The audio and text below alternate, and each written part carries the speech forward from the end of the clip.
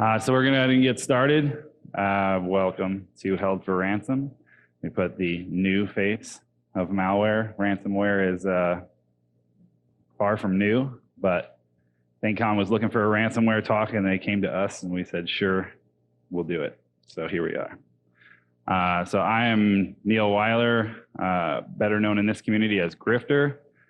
I am a threat hunting and incident response specialist with RSA. In my free time, I run all the technical operations at the Black Hat security briefings with this clown over here. I'm also the department lead for contest events, villages, parties, and the demo labs at DEF CON, and I help pick the content for Black Hat and DEF CON as part of their review boards. I'm Bart Stump. I am just known as Bart. I don't have any special name like Grifter. I work for Optiv during the day in our MSS environment. Do all the same stuff, the Black Hat, DEF CON, as well as 801 Labs. We're both on the board for that as well here in Salt Lake. So, well, we're not in Salt Lake, but you get it.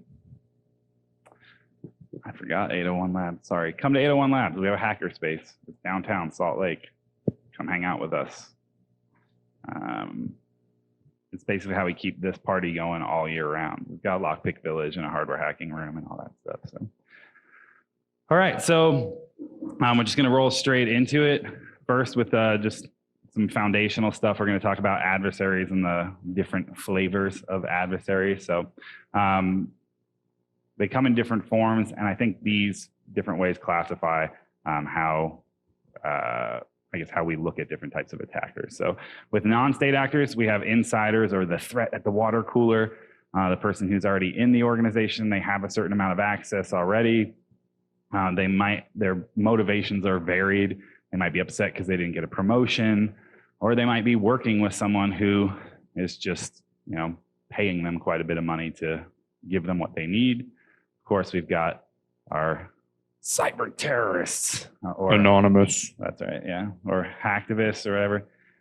Mostly political targets or things for the lulz. But yeah, it's about disruption normally, or shenanigans. Going into criminals, we have our petty criminals. You can tell that guy's a hacker because he's wearing a black hoodie, which is, just look around. Hacking in the dark. Yeah, if there's anybody wearing a black hoodie, then you know. Organized crime, we know they're organized crime because they're wearing leather jackets. So good. And then, of course, our nation state actors, governments, defense, industrial base, really sophisticated or well-funded. I guess I shouldn't always say sophisticated, well-funded at least. What we're going to focus on is mostly that portion right there in the center, the criminals. So ransomware is the criminal element, are the ones who are using that. Petty criminals can now, the barrier to entry to ransomware is basically nothing at this point. So there is ransomware as a service. And what was the cheapest one we saw? We said about $1,000, $2,000 for something that was good. So for Locky, if you want to start a Locky campaign. But if you want some crap ransomware, you can get that for $50. So maybe buy the $50 one, and then you just work your way up to Locky. Get a couple payouts. It's a business model apparently. So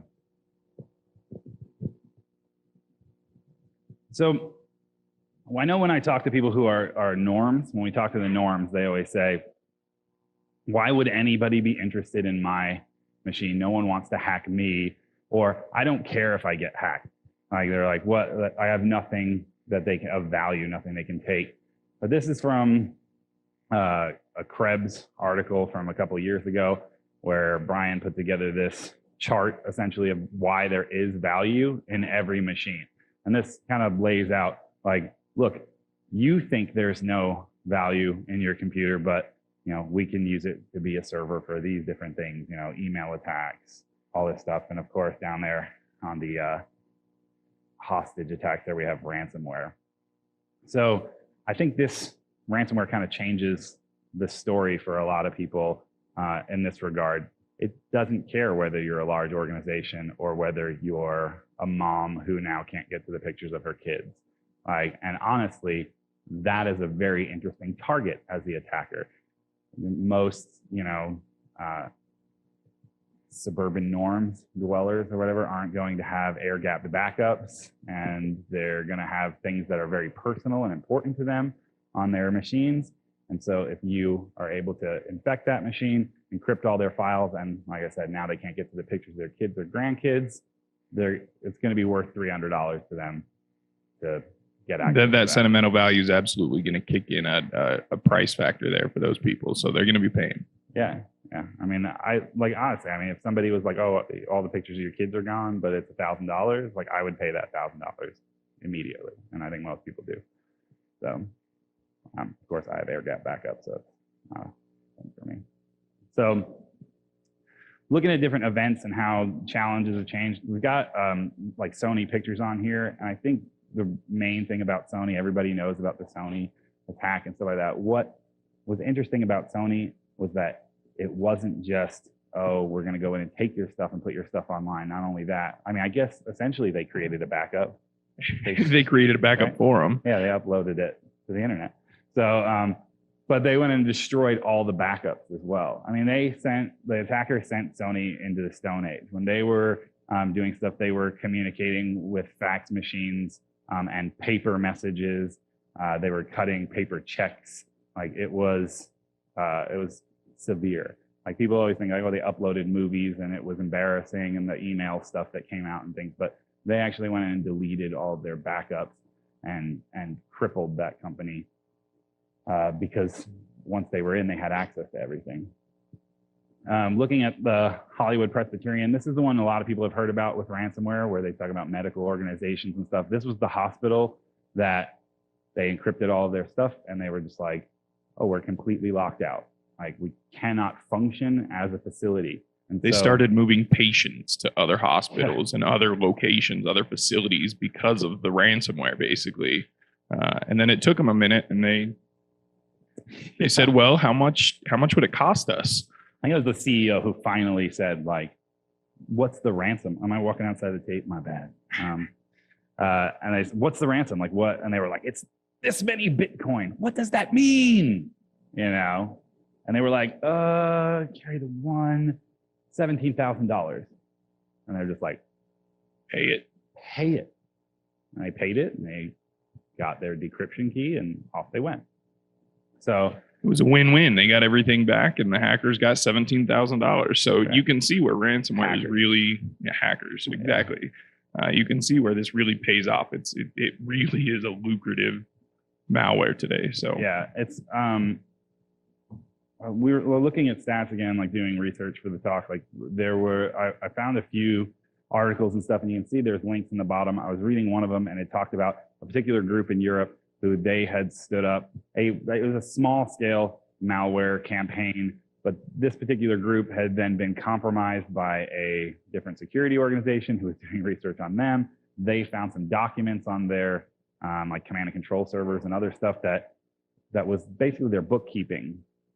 And it showed how many systems they had infected and how many people had paid in this amount of time and so like that. And this is a small scale operation in Europe. It hit a couple of countries, but they were making about 50 grand a day. So, that's nice. But because of events like this, like Sony, things where these hospitals are getting hit, they're very high profile, they're in the news and stuff, we start to see what is essentially an unprecedented response from federal organizations. They act like they care.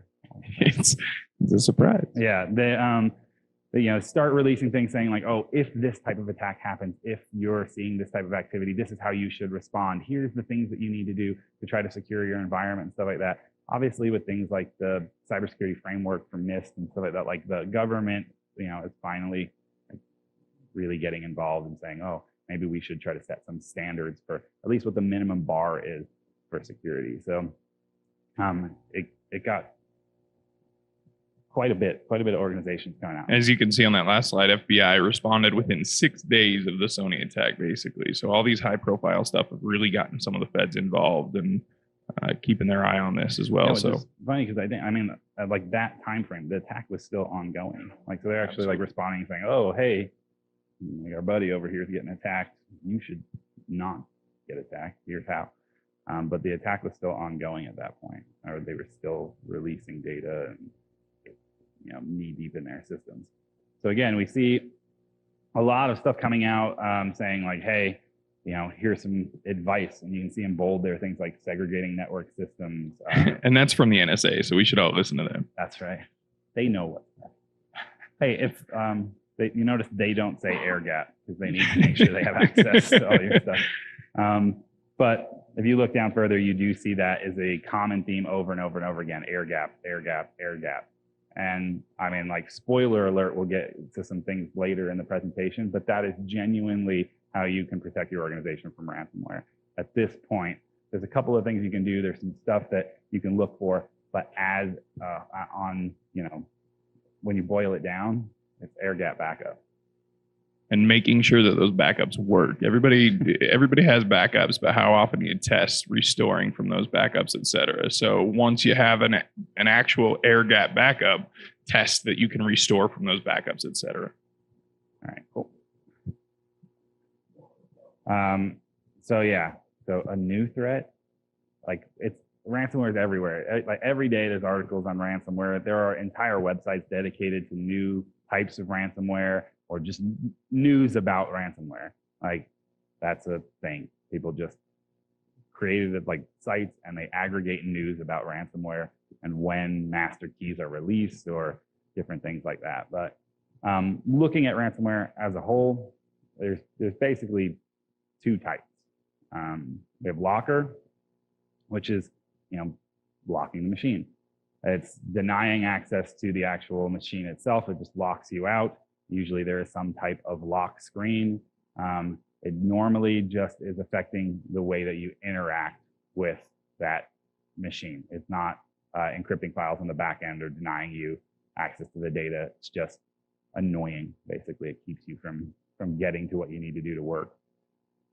Does anybody know, like, when the first ransomware was like used, like deployed? Yes, somebody just yell a year. Yell a year. You guys can yell a year. 2008. 2008. What? Who said 89? Good man. The first appearance of ransomware was 1989, and it was spread by 5 1/4 floppies. So sneaker net. Whoop. But yeah, and they, I think it was called the AIDS. It was called AIDS, Yeah, yes. it was called AIDS. Which the 80s, that's so perfect. yeah. But yeah, so not really that new. But yeah, 1989 was the first ransomware. When it starts to really ramp up in the news and stuff, I heard some people shout some dates that are closer to this. But we start looking at things like crypto ransomware. And this is where you're denying access to the data itself by encrypting it. But normally the computer is still usable because they want you to be able to go and buy your Bitcoin or whatever. They might change your startup page to say like, hey, this is where you go to buy Bitcoin. But for the most part, you know, it's just encrypting anything that would be useful to you. And then it would also make people kind of go, huh? Like, this is malware that announces that it's there, like, which is a shift from what it used to be. It used to be that malware was as stealthy as possible until a certain point, and then it would destroy everything or do whatever, or give you some political message or hack by Chinese. But now, you know, it's actually saying like, hey, I'm here. By the way, if you would like me to stop being here, just go buy this money pack card from a CVS or whatever. Now, it's generally quiet until everything is encrypted. It doesn't want you to see that it's doing it unless you have some sort of endpoint that realizes those files have been changed, and that's not very often to kill that process. It's silent until that happens usually, but then it obviously announces its presence. 2005. Yeah. So first documented appearance of crypto ransomware was 2005 through fake installer apps. A lot of this was, like we were talking about the other day, LimeWire days and downloading just random movies and stuff. You guys remember, you know, when you tried to like open up that RAR file and it was like, no, go to this website, and then get the code after you filled out that. Look at you guys nodding, like, yep, I remember. So yeah, it was 2005. That's when the crypto portion of this really started to take hold, and you start to see the campaigns become more and more, I guess, what am I trying to say? Like a business, I guess. And that's when organized crime starts to get involved, and they do function as a business. Again, they're wearing leather jackets, but they're really smart and savvy about what they're doing. So everybody loves a leather jacket. So now we're just going to get into a little bit of the history of ransomware, so some common ones and what they did. So looking at this one, this is ads lock. This is kind of what we're talking about, that style of locker that just says, hey, we've locked your machine. In some cases, this one would not only lock your machine, but it would put a pop-up up that said, like, you are a pedophile. Like, it would legitimately be like, you have been found to be, looking at child pornography or something like that. Please pay a fine. Like, I'm like, that's a finable offense.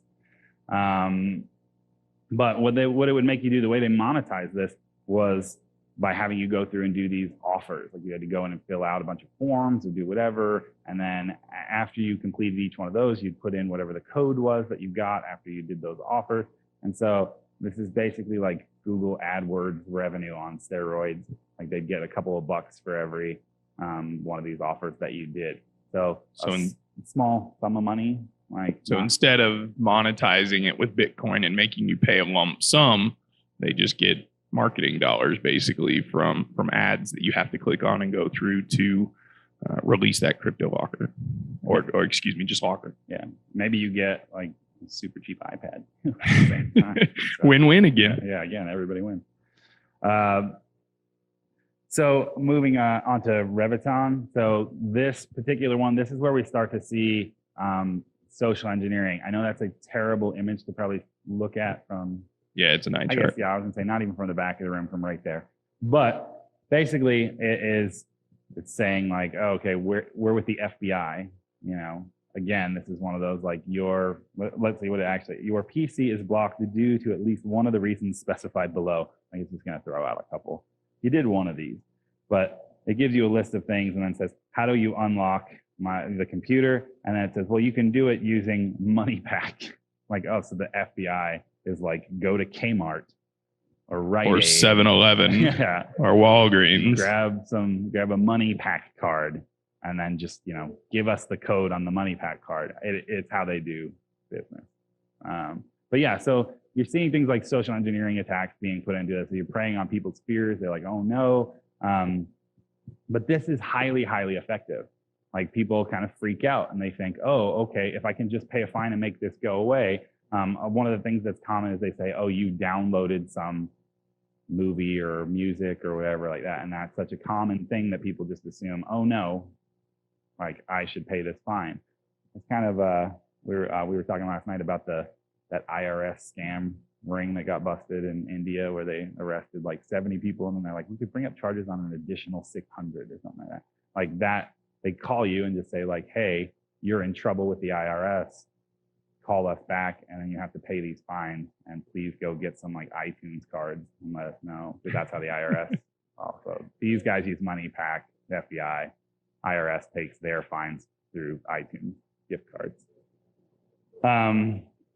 But yeah, so I mean, this is a highly effective method. It also looks really slick in comparison to some of the previous things, which were normally just like a bam, like your machine is locked, like with flames or something that was like, you can't get into your stuff. It looks official. It looks like you should actually go do that.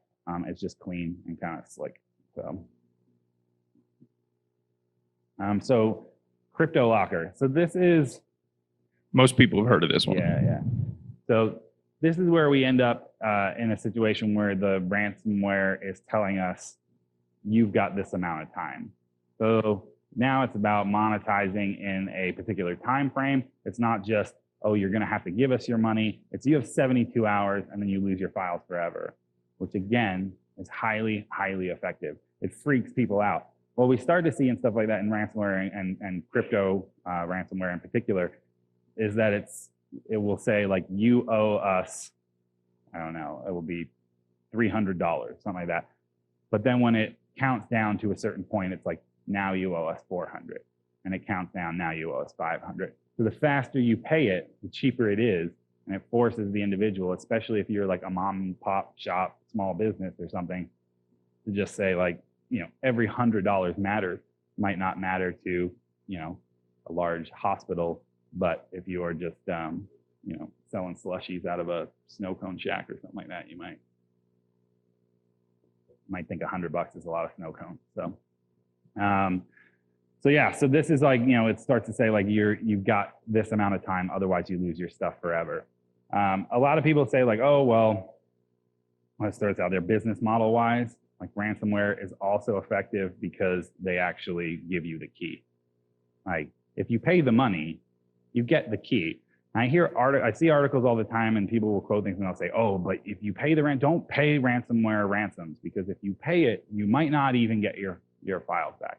And that's true, maybe, but like in outlier type cases, because the business model for ransomware is that you in fact do get your files back. Because if you start going, well, oh, you might not get your files back, then people won't pay. They want you to pay. So if you decide like, oh, I'm going to pay the ransom, they're going to give you your key. What's up, man?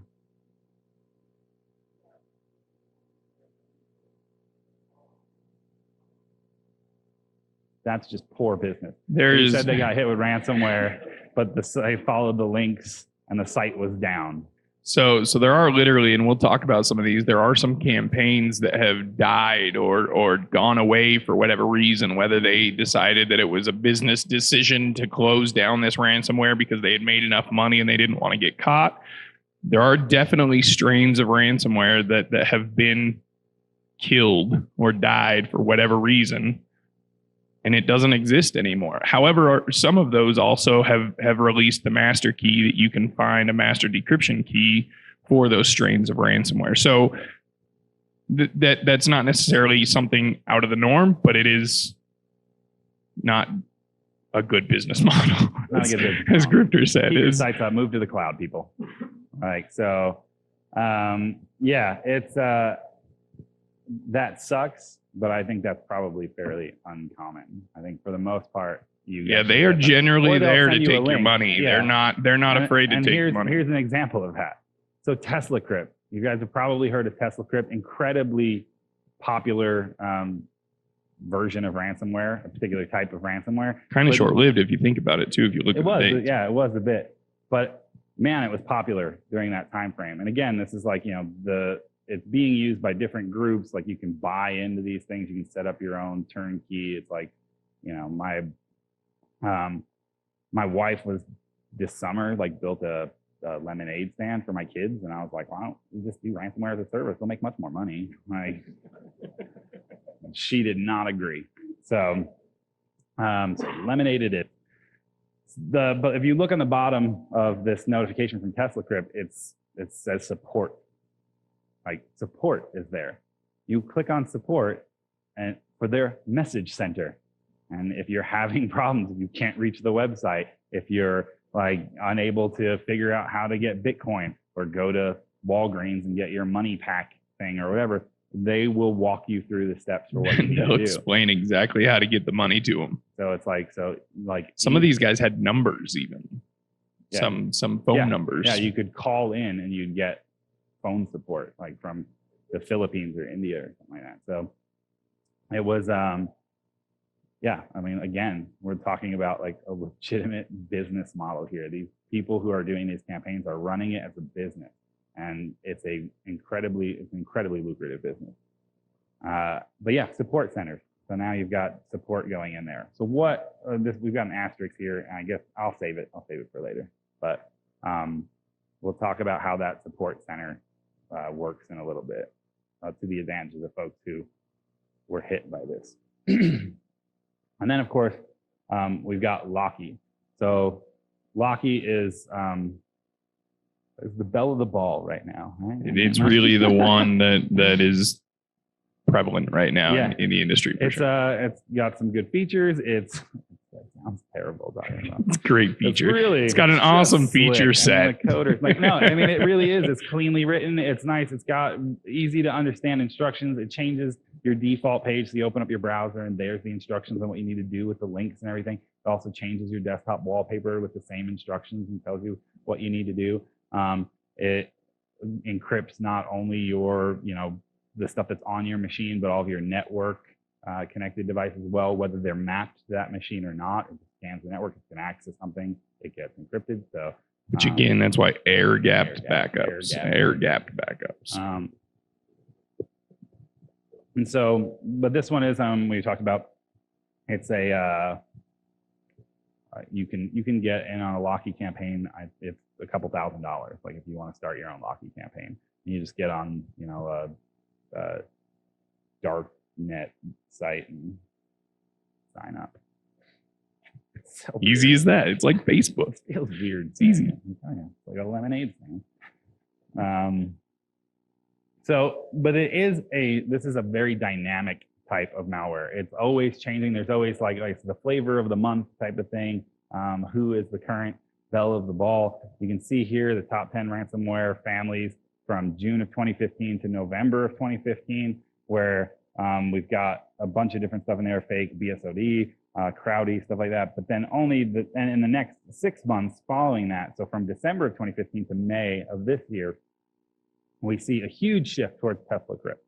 Like a lot of people move off Crowdy. It's not like that it's gone away, 17%, but the feature set, the way that it, the response that it gets, all that kind of stuff, the way that it's coded, the reliability of TeslaCrypt is such that all of these campaigns are starting to move to that particular type of malware. I'm really, really interested in this one to see where it's going to land.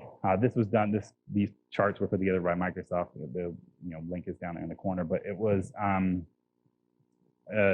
really interested to see when they do from, June until November where Locky shows up. Yeah, if you see Locky's only 7% right now, well, December to May. Yeah, December to May, it was only 7%. And but TeslaCrypt was 42%. Like, so yeah, I'm thinking it's going to be in the TeslaCrypt bucket when you look at Locky for the last 6 months. But I guess we'll find out. Entry points. So how do you get infected with ransomware? There's lots of stuff here. We're still living in the 90s. Microsoft Office attachments with macros. We need to learn to quit clicking on those, downloading attachments that we don't know from senders, etc. Browser launching JavaScript code, something that is, again, very common and we see plenty of times in other malware as well. Downloads from infected websites. So once again, something else that's already infected, you go to that website, you're infected, it just spreads that way. Fake installers, again, back to the LimeWire days. Yeah, again, so I mean, looking at these things, the entry points for malware, this hasn't changed, guys. Like, these are the same issues that we've been dealing with for 20 years. Like, it's still broken.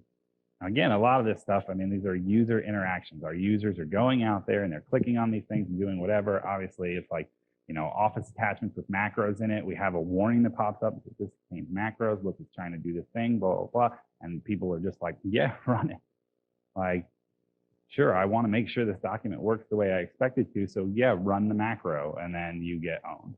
So these are not new issues. We just still are kind of fighting the same battle, trying to figure out, like, how do we get our users to stop freaking clicking things? But yeah. So we'll talk about like recognizing the variants, like things like if you're looking at your endpoints, maybe you're not necessarily on that endpoint, but it's like what is the particular type of malware? Again, lots of different things here. What we're starting to see is where these ransomware campaigns, again, they're not going specifically after companies. It's very lucrative to go after a small or medium-sized business because they're likely to pay.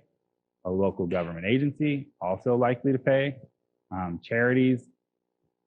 We didn't put medical up there, but hospitals, man, like that is, people are going after hospitals, like healthcare organizations with ransomware like crazy because they're going to pay. Like it's like if you can't get to your X-ray imaging or your CAT scans or whatever because they're all encrypted, and you can't function.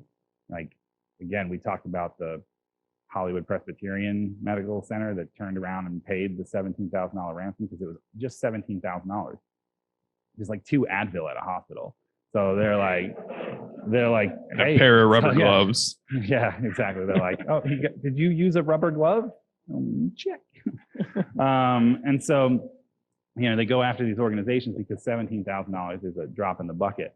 But I mean, and I'll make a callback to like I did the keynote at B-Side Salt Lake this year, and I said like, we're going to see like $1 million ransom, and I'm telling you, it's coming because they know what the value of the data they're encrypting is, and so they're starting to target specific organizations. It's becoming like, okay, if we can get our ransomware in that organization, we can make the ransom $100,000, and they're gonna pay it. The other interesting here is gamers. Gamers obviously having. I'm about to buy a gaming rig, multiple $1,000 machine that you spend hundreds of dollars on those games, thousands of dollars in some cases in all your games in your collection. If that entire machine gets locked up and they have a ransom of $300, $250, $500, whatever it may be, they're pretty likely to pay that again. So it's all about the target and who they're looking at. They're not doing this just cold swath, I guess, and casting a wide net. They're hitting as many people that they think will pay the ransom as possible. Yeah, and I mean, we know that there's a specific shift in targeting gamers because when we talk about things like TeslaCrypt or Locky or whatever, it's not like there's just a version of Locky and then that is the one and it's there are multiple like dot releases of these types of ransomware. So one of these particular updates that came to TeslaCrypt was that it was targeting gamers specifically. You could see that it encrypted all the image files before, and it had done Office documents and different things like that. But in this case, it's a bit flipped somewhere, and now it was going after your Steam configuration files, the World of Warcraft folder. Like it was going after gamers specifically. Like it was like, oh, hey, let's throw those people in there because if you've put hundreds of hours into your game, you don't want to lose everything. Or you've got, again, in some cases, I could say thousands. I've spent. Yeah, absolutely. I've Yeah. That's why I said thousands. I love video games. I love them so much. I'm in a bad place. Yeah, if there's a Steam sale, like you can like hear the vacuum from my wallet. Like it's just like I'm just like, get all the games. I don't have time to play any of them, but I have to have them. So so we know that like they're doing market research essentially, and they're saying, who are the people who are paying? Oh, here's an area we could go after. It's like a bunch of leather jacket wearing, sunglass wearing guys got around a boardroom table and said, how do we expand our market base? And they're like gamers. So there they are. But looking at stuff from like an endpoint and saying like, okay, maybe you're not sitting at the machine. What is if you're looking at it and you're just saying, oh, I can see that this is going off, maybe there are these processes taking place, stuff like that. Obviously, the presentation of the extortion demand is more than likely going to give you what the variant is. It doesn't always call out like, hey, I'm TeslaCrypt, but in some cases it does. In a lot of cases it does. It'll just say like, I'm Locky. If you want the Locky decryption, it's this. You have to go through these steps. But the protocols that it's using for data transmission and the methods of encryption are also specific types of ransomware use different methods of encrypting those files. So if you were looking at something and you had no knowledge, maybe you're doing forensic analysis after the fact, you could say, okay, well, it's encrypted with this, and that lets us know that it's probably these variants. And then, of course, specific C2 server. So where is it sending its command and control, information? Where is it saying like, oh, hey, I've just gotten done encrypting. So when that particular group in Europe was, I guess they were breached, and they were looking at their financial documentations tracking, they knew exactly how many machines they had infected, how many hadn't paid up to that point, how much time was left on the countdowns for their it was all that information was there. So that information gets delivered to a command and control server. And if we know where they're communicating to and we can attribute that to a specific type of ransomware, then we can say that's how we combat it. So, and then domain generating algorithms, what are the algorithms they're using? If the domain to go pay is 10 random characters, .com or something like that.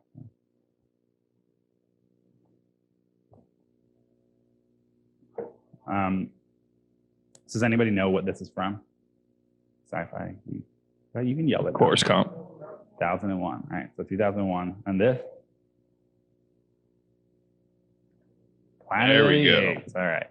So the reason these are in here is basically because sometimes maybe your strategy is to just shelve the infected machine. And the reason that we say that is because what both of these movies have in common is that, deep space travel, they put you in some kind of like cryostasis or whatever, and you sit there for a while. And then eventually when you get to your destination, they wake you up. That's kind of the thing about shelving one of these machines. Excuse me. That the cure may not be available now, but about tomorrow. And sometimes it is like literally tomorrow. So when you saw Tesla Crypt, and we had Tesla Crypt earlier, it had the asterisk up at the top. So the master decryption key was either published or leaked. I'd say published in May of 2016. So we know that that's the time frame when that support portion of it. Remember we talked about support in the message center? It was the guys at who was it? ESET, something like that. They basically clicked on the support thing and they sent them a message and just said, "Hi, can we please have the master decryption key?" And they said, "Yes, we're sorry." Literally. And they sent them the decryption and they sent key. them the master decryption key, and they were like, "Wait, what?" Like they're like, "Is this legit?" And they thought, like, "There's no way they just sent us the master decryption key." But then they used it. Yeah, and then they used it, and they infected some other machines, and they used it, and they're like, "Holy shit!" Like all we had to do was ask. Like, and that's literally what it took. They just asked, like, "Can we please have the master decryption?" They even got a sorry. And they got a sorry. They got an apology out of it. So, are they genuinely sorry? Who knows? Or have they retired? Probably. They just went off to a beach and, like I said, didn't want to get caught. So. Sitting on a beach, and they're in Cabo right now, just like, it's good. You guys can have the key. We made, $200K a day or something like that. So, people were like, well, were they hacked by another gang to ruin their rivals' businesses? These were all like questions that were asked again, there's a link down there on that Sophos blog post. They were saying, like, were they hacked by another gang? Is that why why would they do this? Why would they release the master key? Or did they switch their time and effort to a newer ransomware? Did Locky came out in February, and by May they were like, oh, like, guys, we're like, this is the hotness. This is where we should focus our efforts. And so they switched over. Again, or did they make so much money they just wanted to retire in a media-friendly way? They're just like, thanks, like, we're real sorry about it. Like, I'm gonna go drive my Lamborghini here in my garage. The best part about that is they got a sorry. That's the funniest part. So with combating it, we'll go into, throw a little sci-fi stuff up there as well. Does anybody know the name of that board right there? Come on. Who said Hugh? That was amazing. That was so fast. It is Hugh. Was season an episode? This guy told me last night. We were going through the slides, and he was like, "I think season 5 episode. I don't know. 23. Episode 23. Oh, you looked it up. Yeah, but I was like, it's season 5. It's about season 5 somewhere in there. But yeah, season 5, episode 23. So this is like they discover, well, I am a nerd. Like, I like all nerdy things. Like I like Star Trek, I like Star Wars, I like Harry Potter. I'm like, I love it all. So yeah. So in this particular episode, they come across a Borg who's injured. They take him back to the ship and they give him medical attention. There's a back and forth about, do we let him die? What do we do? Da, da, da. Basically, what they would like to do, what Captain Picard would like to do, is he's saying, well, we could introduce what is essentially an equation, an unsolvable riddle or something like that, that they can, give to Hugh and send back to the Borg collective. And when he is returned to the collective and that, basically puzzle is input, they will all grind away on it until they die. I'm like, that's a hell of a puzzle. It sounds like Lost Mystery Challenge at DEF CON. But yeah, you just grind away on it until you die, because you don't eat and you don't sleep and you don't do whatever. And so it kills you. But obviously there's this whole back and forth on whether or not that's ethical to commit genocide and all whatever. But what it was is like, how do we make these guys just grind away on something so that they're no longer a threat? And so the idea is like, can we sinkhole ransomware? So when ransomware goes into a system, it goes out, scans all the files. In a lot of cases, what it will actually do is just copy the file, encrypt it, and then delete the original. But it has to gain an idea of what it's about to encrypt, what it's going to do. And so can we confuse it? And there is a method that we'll talk about, because I just think it's kind of neat. It's a more active approach, but it needs a listing of your files in order to encrypt everything. And so what if we use recursive mount points to just keep the ransomware busy? And so when it's looking, it just keeps grinding away, and it gets flipped back and back and back and back and back. And in that, you also introduce canary files. So if those files should never be accessed by anyone at any point. And if that file is accessed, it tells you immediately, someone has touched me. Like, bad touch. I got the bad touch. Show me on the server where the bad man touched you. Yeah, so what you're trying to do is create something in there to give you a heads up and allow you to, maybe have a little bit of time to realize something's going on and take some kind of action. I don't know how effective this would actually be in practice. I just kind of dig that somebody's trying to take an active approach to it. There's also, we were looking at, there was a talk, and it was in the demo labs at DEF CON this year, so there isn't a recording of it, unfortunately, though I think there's a guy called Weston Hecker. Dude is like a mad scientist. I highly recommend you go look at some of his talks. But Weston did a demo labs talk about a tool that he's making to try to like basically detect or mess with ransomware, some sandboxing stuff as well. And it's called Emo Tool. So go check that out. But I like that people are really trying to figure things out. And it seems to be more just casual researchers and less like companies that should be fixing this. So how do you detect it? How do you even know you have a problem? So one thing, I know you can flag a process that reads or writes to files too many times. So it's like it's doing it too quickly. And I've actually seen this, and people put this into practice where they're like, okay, it is like you are trying to touch too many files like in a short amount of time. That is not what we would consider human behavior, or you're not an approved process to be able to do that. And so it cuts it off at the knee. Like that is I think a solid method of one, discovery, and then also again trying to mitigate it and prevention if you can. This one too. So files have particular entropy values. When you encrypt files, it's like you're doing it all at once and you're putting it in a nice, neat little thing. You end up making the files look more uniform, actually, which is ironic, but then they normally do. And so if you see that type of behavior happening, a process is making changes, there's a lot of values changing to your files on there, that could be a red flag. And then, of course, in here, again, canary files. So I like this because it's not necessarily a honeypot, but it is something that will alert you that someone is touching something they shouldn't be. And that's just creating a bunch of decoy files and putting them in different locations that should never be accessed. And should somebody try to access that, you get a notification.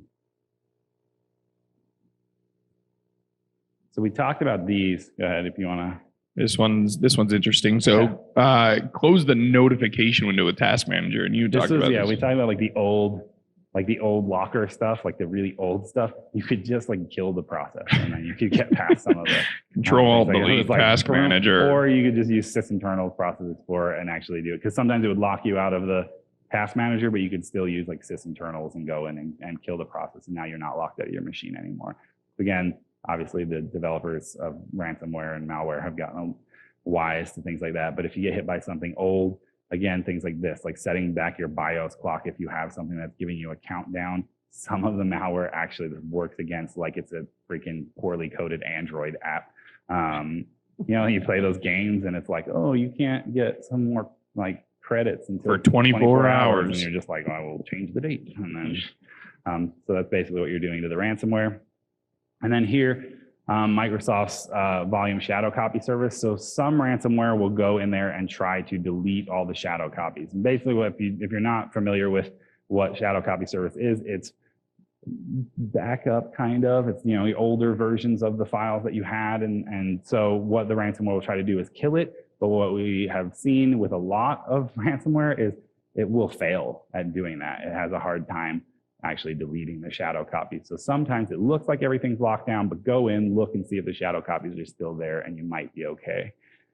Do not put your trust in Microsoft at that point. That would be your only backup, obviously. And we've talked about this over and over and over at this point. Air gap backups, air gap backups. Seriously, it kills me because a lot of these small businesses and mom and pop places or whatever, it's like, look, I get it, ransomware. It's like, oh, what are the odds it's going to hit me? You know what? Probably fairly good. If you're the kind of person who clicks on all kinds of crap. So basically, all of our parents, that's like, come on, it's like, what are you doing? Like, stop clicking everything. Well, it popped up and said I had a virus. Well, now you do. When their browser is only a quarter-inch tall on the screen because the rest is toolbars that they've installed. It's horrible. Night. So it's not, it's not going away. But the thing is like now with it locking down files and stuff like that, it's like the ransomware is normally between $300 to $500, in some cases $1,000, in general, for your average lockdown or whatever. So it's a lot cheaper just to go to Costco and pick up a 4 terabyte external drive and dump your stuff to it. Just keep it in a closet and do that once a week or whatever. It's $100 versus $1,000 of making investment. So that's all we got as far as slide stuff. So thanks. But do you guys have any questions? All right, bring it. Wait, is the mic on? Because everybody should hear it if you have it. Is that mic on? It is? Yeah, use that mic so everybody can hear. He's going to fix our ransomware problem. Yeah. Yes. Everybody give him a hand. He's like, not fixed. Hey, Slightly prevent. Cool. We there? Yep. All right. So 2 highly effective things everybody in the room can do. One of the flaws they take advantage of is they're sending us scripting files. And Windows by default has these scripting files associated with detonation. Execute them in WScript.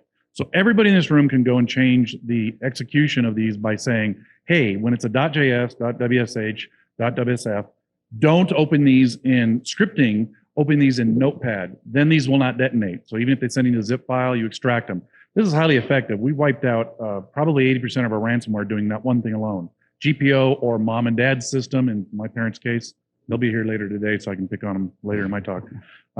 Also, in the email gateway or Exchange, if you have this ability, block these from coming in. Yeah. Now, this won't stop the executables that come in, the .exes, which would be the next wave, because Microsoft has announced 2013 has that blocking capability of the macros. But those 2 things, if you can block these scripts coming in from your email gateway or Exchange, not much you can do about it at your home, and change your file associations, you are going to cripple the ability of this ransomware to even detonate. So that's my tip. You guys write that Give the man a hand. Yeah, that's good. That's good. I like that. Oh, he's got. And come see my talk at 3 o'clock. Nice. I like it. Plug. Wait, what's the talk called? Logging for hackers. Logging for hackers. 3 o'clock. What track? Sounds boring. Here, right here. That's not. I'm just kidding. That was horrible. I apologize. No. Go ahead. Nothing. The question is, what is law enforcement doing to get ahead of the problem? Nothing. They're sending out notifications saying air gap. They're saying do air gap backups, and they're legitimate. Like, you can report things where you say like, oh, we have a problem here. I mean, honestly, like, if you want my honest opinion on stuff like that, like, ransomware is a problem for mom and pop shops. It's a problem for home users, things like that. It does suck if it gets into an organization or whatever, but business email fraud and stuff, where, I mean, we're talking about like sending an email to an executive and saying transfer $250,000 to here, it's from the CFO or whatever. Like, that is far, far more expensive for large corporations and so on. And so law enforcement cares a lot more about that than they do about this. With this, they're just like, don't pay the ransom. Yeah, but can I get my files back? Not necessarily. I'm going to pay it then. You know, like they're legitimately the recommendation from law enforcement is just to not pay the ransom. And unofficial capacities, or you can find quotes from people who say, yeah, you should just pay it. But yeah. What are effective ways that you have found to educate the user base on how to avoid and recognize ransomware? It's an awful question because you used the word effective. Yeah. Really, during my day job, we sell classes and training and stuff like that we can give to customers to teach them and educate them on this type of thing, and not click on those links and not do this and make strong passwords. I wouldn't say it's effective though today. You still have users that are clicking on that. You know, every time that we go through our annual training, I sit through that exact same training that we sell other customers because we eat our own dog food. And I don't pay attention most of the time. I feel like I'm a little more educated than some of those other users, but a lot of times they're just not paying attention, and it doesn't matter to them. It's something that they have to do once a year, and it doesn't mean the same thing to not open up a file just because it looked like it was from somebody you work with, et cetera. So even if you're implementing those programs, and you should be, like, let's not say you absolutely should be. I'm The saying thing you is, should, like, not so saying you let's say should. you go out and do a phishing campaign, like, you know, in your organization. Like, just go do it. It's not expensive to do. You can find software that's really cheap that will help you do it and stuff like that, and then find out what your return is. Like, you have 80% of your users who are clicking on stuff. Like, spoiler alert, you do. 80% of the people in your organization are going to freaking click on the email. Then go back, have a discussion with them about, you know, what happened and why they clicked on it and what that could do for the company and whatever, and then do it again a couple of weeks later, and you'll have 25% of the people still click on it. The problem is you have 25% of the people still clicking on it. So is it effective? To a point. Is it effective in keeping everything out? No. If you have 1% clicking on it, that you can be infected at that point. Your organization can spread throughout the organization. But there are different campaigns out there too, as Grifter mentioned about phishing, that literally if they click on it, it'll take them to a page and make them go through the training right then and there. Yeah, so there's plenty of options, but honestly, that word effective, yeah, when we were talking about like how ransomware is getting into the environment, like I said, these are 20-year-old issues. Techniques that still we're work. Talking about 90s level attacks that still work today, and they work because, you know, like most users don't care about security. And I think we're gaining traction. I think things like people always say, oh, it's not gotten better at all in all the years that we've been doing this. And I don't agree with that. I think it has gotten better, but it's still not 100%. So you still have to have all of those things in place. And again, like air gap backups and a program to deal with it. So, all right, we got a lot of people in here. So thank you very much.